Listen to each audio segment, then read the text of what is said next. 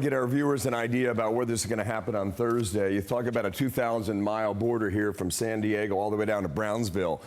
President Biden will go to Brownsville. That's in the Rio Grande Valley, the RGV sector. And about 330 miles to the north and west is Eagle Pass, and that's where President Trump will be. There are significant differences right now on the state of the border in both of those locations.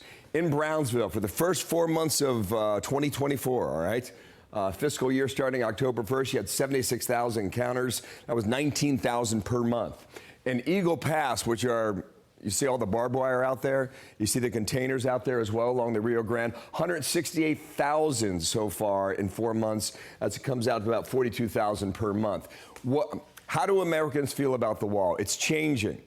You go back about 5 years ago and support was at 42%. Today, according to Mama, the poll they put out 2 weeks ago, it's up to 53%. Watch this number now as we move into the summertime and closer to fall.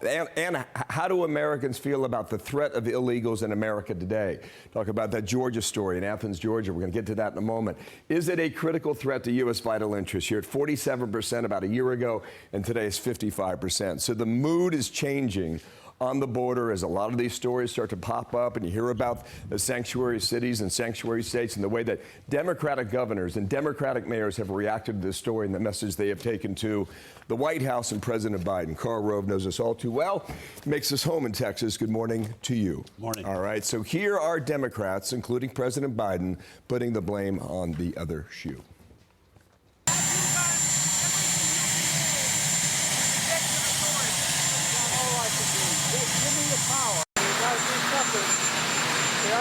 Give me the money I need to protect the border. And do you believe that the border is secure, sir? No, it's not. I haven't believed it for the last 10 years. But I've said it for the last 10 years. Give me the money. The only reason the border is not secure is Donald Trump and his MAGA Republican friends. You're going to hear that a lot over the next 8 months, but here are the facts. Crossings under Trump versus Biden. Under Biden, almost 8 million. And for Donald Trump, it was 2.5. Yeah, and look at President Biden's budget requests. He wasn't asking for more money for the border. He wasn't asking for more money for the wall. What he's referring to is a congressional bill passed through the Senate that it appropriates more money, and that was this year. And it was done in order to solve a political problem. And for 3 years, he's done little or nothing. And even this visit to the Rio Grande Valley is an attempt to distract attention from what's going on. Think about this. There are 9 regions along the border. The crossings in the Rio Grande Valley are number 5 on the list.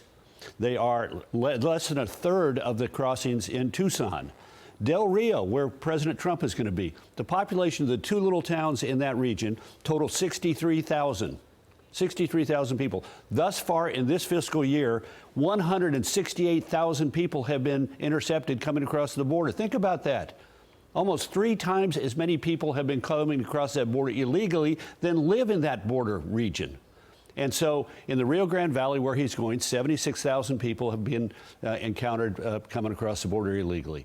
But 1.3, nearly 1.4 million people live in the valley. So they're able better to handle that than these tiny little communities that are being forced to give. He does an executive order, let's say either this week or next week for the State of the Union. How much can he make better in the next 8 Look, months? he can't. Look, what about Remain in Mexico? It was an executive order. It was the President of the United States, Donald Trump, saying, you come here and apply for asylum.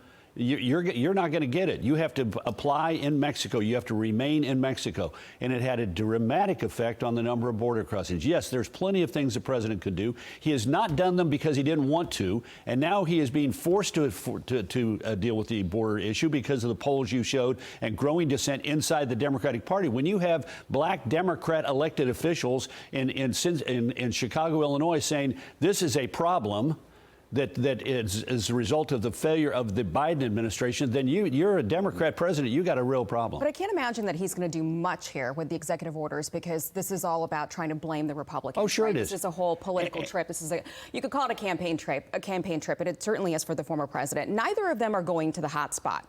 which is San Diego right now, which is where we're seeing these Chinese illegal migrants coming in.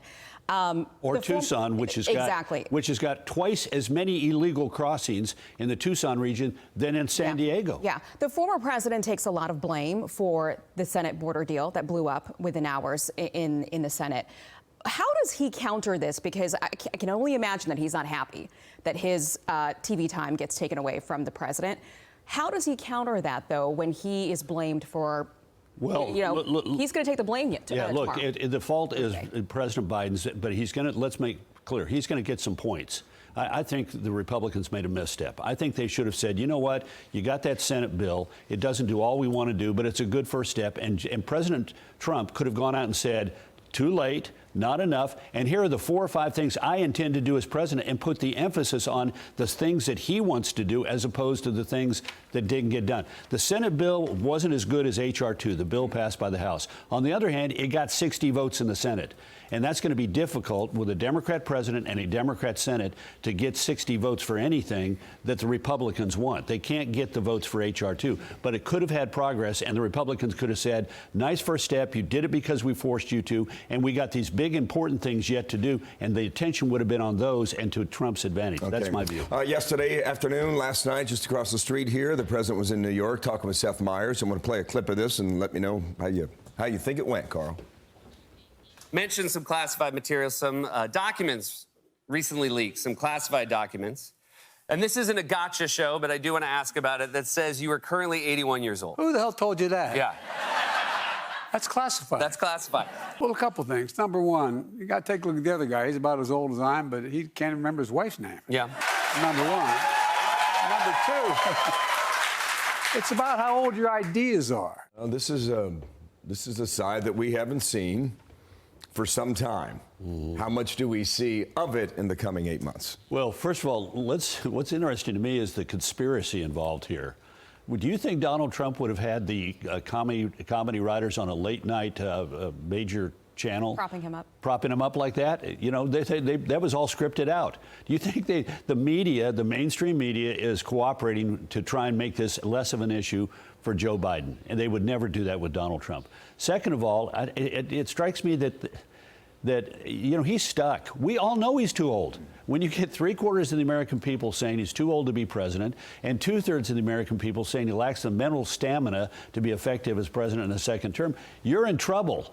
And maybe the best thing that he can do is make light of it, but he's got a real problem there, and it's not going to go away. All it takes is another moment where he confuses Mexico with Egypt. All it takes is another stumble. All it takes is another exhibit of him walking across the stage looking very, very old, and this thing is going to come back again. He's got to figure out how to do a debate. Yeah. At some point. Ain't that going to be fun? Ain't that going to be fun? Nice to see you in person, Carl. Thanks for having me. Come back anytime. Yes, sir. I'm Steve Ducey. I'm Brian Kilmeade. And I'm Ainsley Earhart. And click here to subscribe to the Fox News YouTube page to catch our hottest interviews and most compelling analysis.